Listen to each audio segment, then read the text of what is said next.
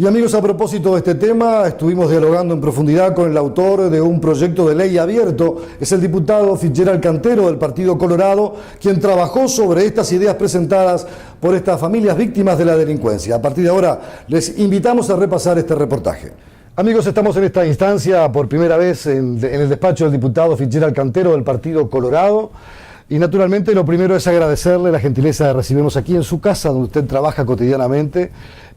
Y queremos preguntarle por una serie de temas, pero primero la bienvenida. Bueno, muchas gracias. Bienvenidos ustedes a nuestro despacho, que es un despacho que pertenece a la gente, ¿no? Estamos acá porque la gente nos eligió y somos un despacho de puertas abiertas, así que los que nos están mirando y quieren darse una vuelta por acá van a ser bienvenidos también. Diputado, sin duda ha habido un tema que usted ha trabajado con mucha intensidad, incluso ha presentado un proyecto propio. Había una iniciativa del gobierno que el presidente finalmente la desestima, que es la creación de un fondo para atender a las víctimas de la delincuencia. Víctimas muchas veces cuyo costo humano es mucho mayor que el material. Pero naturalmente esto necesita de alguna forma, en una sociedad que se ha vuelto más violenta, más compleja, algún tipo de solución. ¿Cómo ha mirado esta decisión del gobierno de bajar su iniciativa, pero usted sigue planteando la bandera que usted sembró? Sí, nosotros planteamos en junio del 2011 un proyecto bastante integral que tiene que ver con la creación de un estatuto de las víctimas. Por supuesto que todos coincidimos en que el ideal es que no haya víctimas, que no haya que lamentar delitos violentos, pero como usted bien dice, lamentablemente cada vez se ven delitos más aberrantes y situaciones que uno jamás se podía haber imaginado que ocurrieran, y sin embargo ocurren en distintas partes de la sociedad y con distintas formas que realmente parecen hasta a veces de cuestiones de un cuento de ciencia ficción. Exactamente, exactamente. Entonces, como lamentablemente no podemos tener una sociedad, no hay sociedad en el mundo que no tenga delito. Sí, el delito cero siempre se dice que no existe. No existe, entonces siempre víctimas hay. Bueno, la propuesta es crear un estatuto que ampare a la víctima y que ampare desde todo punto de vista. Si hoy una persona es víctima de un delito, lo único que hace la persona es hacer la denuncia y después no tiene ningún tipo de posibilidad de acceder a la información, tanto policial como judicial, de esa circunstancia, de ese hecho. O sea, no puede acceder a la información. Por más que ponga un abogado, no puede acceder. Entonces, una primera cosa es reconocer ese derecho, que la persona sepa qué pasó con su victimario, si lo apresaron, si lo procesaron, dónde está procesado, cuánta pena se le dio, etc. No hay para la víctima amparo desde el punto de vista letrado. Un delincuente comete un delito, no puede pagarse un abogado, el Estado le pone un abogado de oficio, que se lo pagamos todos, para que lo defienda, y está bien. Ahora, también estaría bien que la víctima que no pueda pagarse un abogado también tuviera esa cobertura para poder llevar adelante el caso. Lo mismo en lo que tiene que ver con lo emocional, como usted bien decía, lo humano es lo más íntimo, lo más doloroso y lo irreparable cuando estamos hablando de homicidios. Entonces, ¿qué pasa con el amparo a la familia de la víctima, a la propia víctima o a la familia de la víctima cuando ocurre un hecho de este tipo? Si no tiene para pagarse un profesional, un abogado, un psicólogo, un psiquiatra, no tiene la posibilidad de tener una atención. Bueno, también allí hay que buscar los mecanismos para que lo tenga. Proponemos también ahí la creación de una figura parlamentaria, el comisionado parlamentario para la víctima. Tenemos un comisionado parlamentario para las cárceles, parece lógico que también ocurra para las víctimas.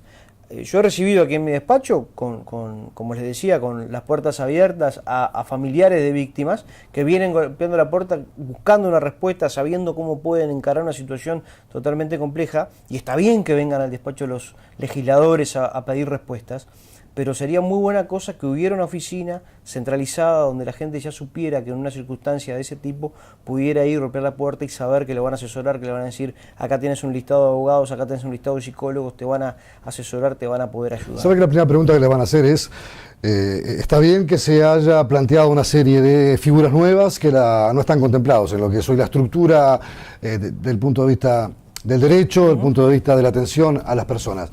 Pero ¿cómo se financia eso? Que es la pregunta que suele hacerse. ¿Cómo se crea un fondo para tener profesionales calificados, que tenga seguimiento, que haya un comisionado, que de alguna manera las respuestas o el retorno a tanto esfuerzo se pueda ver también, como le diría, liberado hacia el uso de la información pública, para que todos puedan conocer que realmente todo esto está funcionando y que el funcionamiento trae soluciones para para quienes más lo padecen. Sí. ¿Cómo se crea ese fondo? Sí, nosotros ahí también planteamos lo que es un fondo de indemnización que también viene a cubrir un vacío y una situación compleja. No entendemos que no es lo principal es lo anterior que decíamos, ¿no? Esa contención emocional, ese poder participar del proceso además, que tampoco hoy se puede hacer. Bueno, se puede participar del proceso, bueno, que se pueda participar, que se pueda aportar prueba, etcétera. Y la gran pregunta es, bueno, ¿y cómo financio esto?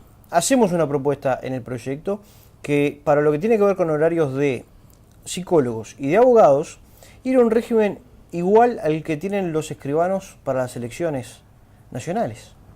Ustedes saben que en todas las mesas receptoras de votos, las comisiones receptoras de votos, hay un escribano que está allí cumpliendo la función y que la posibilidad que tiene después es de descontar determinados impuestos, el IVA, por el uso de la profesión, ¿verdad? Digo, por el ejercicio libre de la profesión. No recibir un salario a cambio del tipo de prestación de servicio que da. Sino una posibilidad de descontar del impuesto a sus retribuciones personales. Exacto. Las horas que destina a este trabajo específico. Que se establezca un ficto de la consulta psicológica, de la consulta letrada, y que el abogado o el psicólogo, cuando va a pagar sus impuestos por el ejercicio libre de su profesión, pueda descontar esa cobertura, ese ¿Y qué dicen los colegios profesionales, verdad? Porque es el otro componente. Sí, nosotros ¿están de acuerdo? ¿Ven con buenos ojos la iniciativa? ¿O quieren ir un paso también más allá de esto? Por ejemplo, además de poder canjear el impuesto que tienen que pagar, sí, también recibir algún tipo de retribución económica. Nosotros hemos mandado desde la comisión el proyecto a varios lugares, a Asociación de Magistrados, Facultad de Psicología, de algunos hemos recibido respuesta, de otros no. Pero en definitiva en realidad es una paga que se le está haciendo, simplemente que en lugar de dinero se le permite descontar impuesto. No me llegó una digamos, comunicación oficial, pero por ahí los abogados defensores dicen, bueno, pero ¿por qué no creamos defensorías, abrimos más cupos para lo que son las defensorías? Y tanto como defendemos a los victimarios, podemos defender a las víctimas. Es una posibilidad que parece interesante. Es decir, la iniciativa está abierta a que podamos quejar cambios. Por supuesto. Lo que usted nos plantea es que haya la creación de un fondo económico donde la sociedad tenga que poner de sus recursos más para gestionarlo, para desarrollarlo. Como sí, por ejemplo la iniciativa que el presidente rechazó de crear ese fondo con recursos que vinieran de empresarios y de trabajadores. Sí, a nosotros realmente nos parece sumamente contradictorio y perjudicial, no estamos de acuerdo, que sean los trabajadores y los jubilados quienes tengan que estar solventando este fondo. En la propuesta nuestra, en el proyecto que presentamos en junio del 2011, el artículo 12 habla de la transposición del 20% de la publicidad estatal. Decimos, no creamos un impuesto, sino lo que decimos es, lo que ya está presupuestado, lo que ya tiene el Estado en caja y lo va a destinar para la publicidad de empresas que no compiten, además, transfiéralo a este fondo y vamos a estar cubriendo el dinero que se necesita, se estiman unos 10 millones de dólares más o menos, transfiéralo a este fondo y de esa manera no afectamos ninguna política pública, porque no me van a venir a decir ANCAP que si le rebajamos un 20% de la publicidad le estamos distorsionando la gestión de la empresa. Y tampoco estamos metiéndole la mano en el bolsillo a los trabajadores y los jubilados. ¿Y qué opina el gobierno con esto? Bueno, en realidad el Ministerio de Economía y Finanzas nos dijo en la comisión que le parecía que no era un recurso genuino. Y nos propuso, porque la primera propuesta del Ejecutivo y la única presentada hasta ahora es crear un impuesto a los seguros. El 1% a los seguros, tanto públicos como privados. O sea, lo que es el trabajo del Banco de Seguro del Estado y además de las aseguradoras privadas. Y el Ministerio de Economía dijo, no, esto no nos parece genuino. Una respuesta que no fue fundamentada porque no tiene fundamento. Le estamos diciendo, mire, lo que usted tiene en la caja del Ministerio de Economía, en vez de pasárselo a ANCAP, páselo a este fondo. Es solamente hacer un traspaso de una cuenta a otra. Y de esa manera hicimos el planteo. Pero el gobierno presentó, y es el proyecto que hasta ahora está presentado y el que el ministro Bonomi además sigue insistiendo, es la creación de un impuesto del 1% de la actividad aseguradora, que fue rechazado por el Banco de Seguro del Estado y por las aseguradoras privadas, porque obviamente eso se va a trasladar a los precios. Encarece más Entonces, la póliza que uno contrata. Vamos en contra de lo que tiene que ser una cultura aseguradora, que la gente tenga esa prevención, que pueda llevar adelante esa posibilidad de resguardarse y estar cubierto. Entonces, realmente entendemos que esta nueva propuesta que nos que lo han hecho pero la retiraron enseguida, ¿no? de plantear un impuesto a trabajadores y jubilados realmente no lo compartimos. Entendemos que hay otras formas que no se meten en el bolsillo de la gente. Amigos, estamos con el diputado Fitzgerald Cantero. Fitzgerald, yo le preguntaba si era en homenaje al escritor Scott Fitzgerald, pero el nombre decía que era por la figura del expresidente norteamericano John Fitzgerald Kennedy. Enseguida retornamos, hay más temas para conversar con él. Llega el frío y la comunidad se pone en campaña para pasar un invierno saludable. En esta comunidad, todos pueden tomar precauciones y prevenir así las enfermedades respiratorias. Ya lo tenemos hablado, evitamos el humo de tabaco y abrimos las ventanas para ventilar los ambientes. Aunque a los niños no les guste, hay que abrigarlos antes de salir, evitando cambios bruscos de temperatura. Usamos pañuelos descartables cubriéndonos la boca al toser o estornudar. Si no los tenemos, cubrimos el rostro con el codo. Recordemos siempre que para eliminar los gérmenes es fundamental un correcto lavado de manos o uso de alcohol en gel. Es fundamental mantener a los lactantes, especialmente a los menores de 4 meses, alejados de personas con tos o con síntomas respiratorios, así como mantener la lactancia exclusiva, por lo menos hasta los 6 meses de vida. Todos debemos tener las vacunas al día, incluso contra la gripe y el neumococo cuando estén indicadas.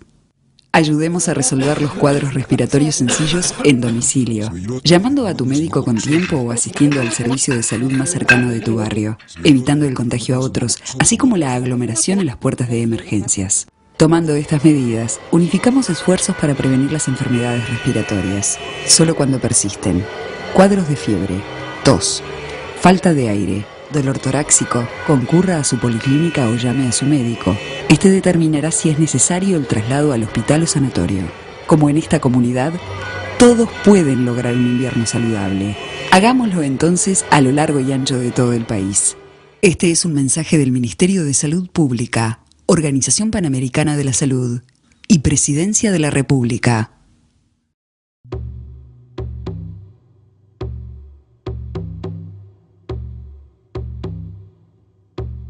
Uruguay enfrenta un desafío que debemos resolver entre todos. 24 asesinatos domésticos en el último año han convertido al hogar en un sitio peligroso. Empecemos por casa. Todos debemos hacernos cargo del problema para ser parte de la solución.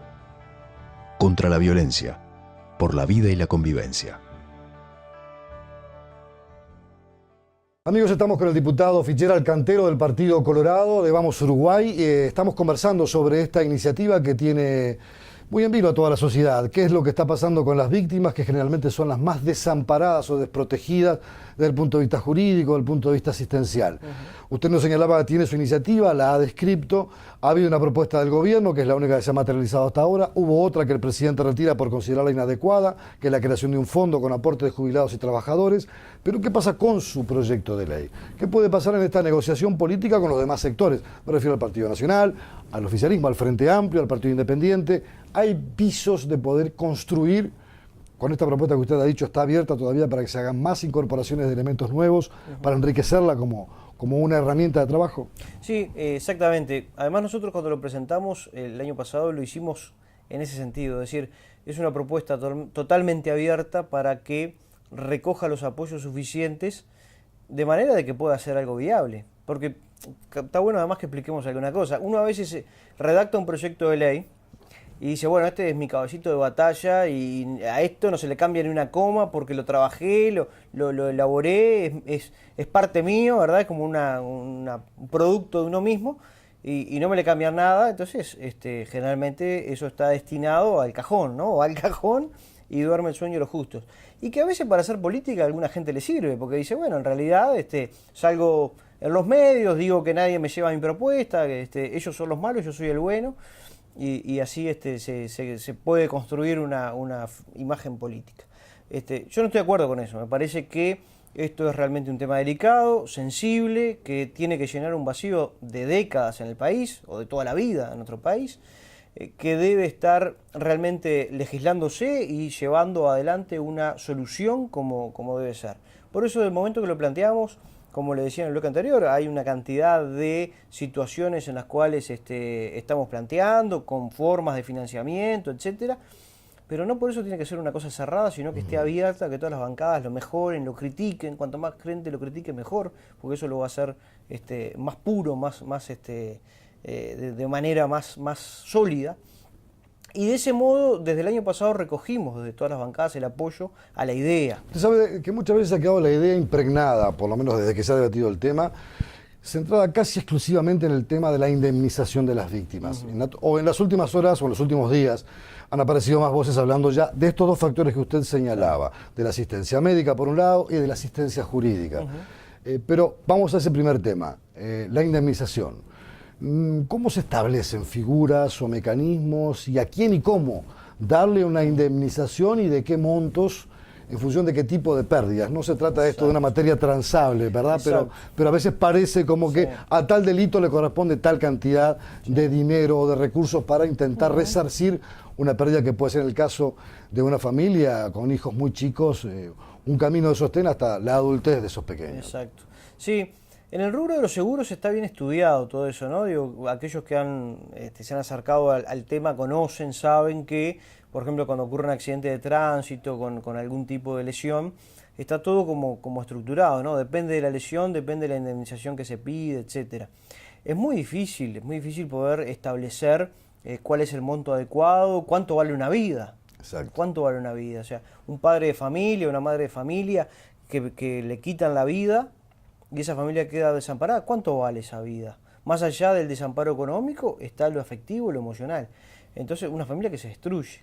Entonces es muy difícil mensurar eso, ¿no? Cómo medir cuánto corresponde a cada cosa.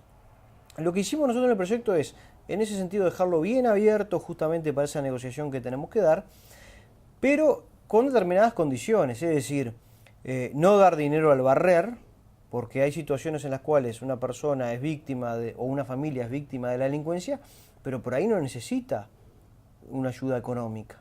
Entonces, en esos casos, no tiene que el Estado salir a amparar cuando hay un sustento atrás. ¿Sabe lo que estoy pensando? Hace pocos días, un hecho delictivo sacudió mucho a la sociedad, un ajuste de cuenta entre dos familias, muertes por un lado y por el otro. En esos casos, ¿cómo se debe plantear? Ahí hay también una lectura a ajustar, a mirar. Sí, ahí a mí me gusta cuando legislamos no pasarle todo a los jueces, ¿no? Porque muchas veces se dice que queda el libre albedrío del juez y a los pobres jueces lo matamos porque dicen, bueno, ¿y yo qué aplico acá? ¿Qué tengo que aplicar? O un juez aplica un criterio y otro aplica otro. Las leyes lo más precisas y claras posibles, mejor. Entonces ahí hay que hilar fino porque hay casos en los cuales se nos puede estar escapando, ¿no? Se acaba de crear una asociación de familiares de víctimas, que es un hecho que en las últimas horas ha conmocionado también mucho. Ha conmovido en el buen sentido, las familias que se sienten con esa desprotección, dejadas un poco de lado, que necesitan respuestas. ¿Ha tenido contacto con ellas? ¿Ha podido conversar? ¿Ha podido plantearles esta idea que usted tiene, este proyecto, esta iniciativa? ¿Con qué ojos la ven? ¿Si la han visto? Ha sido al revés. Ellos fueron los que vinieron a golpear la puerta a mi despacho por allá por marzo del 2011 por supuesto que los atendí, pero además yo creo que hay una situación allí que toda la sociedad debería valorar, que es el ejemplo que nos da esa gente.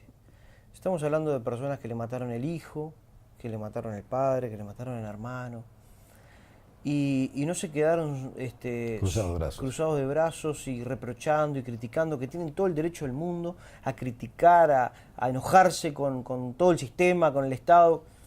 No, en el dolor, en la tragedia, han salido adelante y han dicho, queremos hacer algo, y vinieron a golpear los despachos de los legisladores, a reclamar, a preguntarnos qué están haciendo ustedes por nosotros, pero con propuestas. Y buena parte de esas propuestas son las que nosotros pusimos a trabajar con técnicos de nuestra bancada que terminaron en este proyecto de ley. Entonces, me parece además que cuando se da ese ida y vuelta entre quienes están circunstancialmente en el Parlamento con quienes se mueven en la sociedad, me parece que es una buena cosa que por ahí a veces no se visualiza, ¿no? Se habla de lo lejano, la crisis de la representación política, pero no se tiene en consideración algunos de estos temas. Y cuando hace poco nos dijeron, vamos a organizar una asociación, porque ellos estuvieron también en la Comisión de Constitución y Códigos, Cuando nos dieron la noticia de la asociación nos pareció magnífica la idea y bueno, pusimos todo lo que estuviera a nuestro alcance para darles una mano. Sé que han golpeado muchas puertas, sé que por suerte muchas puertas se abrieron, que va por encima de los colores partidarios, esto también está bueno. El otro día, cuando se hizo la inauguración, la presentación, habíamos gente de todos los partidos. Estaba el ministro de Interior, el ministro Lesker, estaba Pablo Mieres del Partido Independiente, estaba Pedro Bordaberry, estaba Larrañaga, o sea, estábamos todos ahí dándole apoyo a una gente que se organizó por sí mismo y que nos está dando un ejemplo, me parece, que deberíamos imitar. Diputado Fitzgerald Cantera, ha sido muy amable por habernos recibido, ha sido un gusto, no será la primera vez que estaremos conversando con ustedes y bueno, y esperamos que esta iniciativa tenga el auspicio y el aval de todos, porque la solución es para todos. Nadie puede sentirse libre mañana de ser víctima de una situación de esta naturaleza. Exactamente, ojalá la próxima ya sea con esto convertido en ley. Ha sido muy amable. Muchas gracias. Amigos, nosotros continuamos con otros temas aquí en tvhoy.com.